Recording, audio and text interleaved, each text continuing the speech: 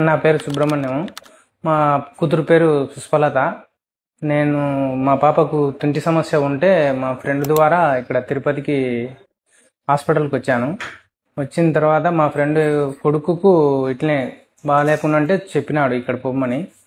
ఆయన దుర్గాప్రసాద్ సార్ కాడికి చూపించుకో, నా కొడుకు బాగుంది అని చెప్పాడు. చెప్తే నేను అక్కడ నుండి ఇక్కడికి వచ్చాను. మాది నంద్యాలకెళ్ళి జిల్లా.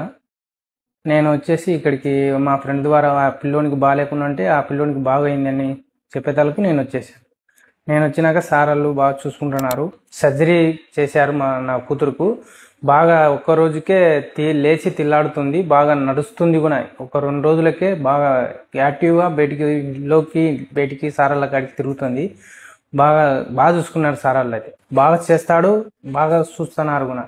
అందుకు కాబట్టి నేను ఇక్కడికి వచ్చాను.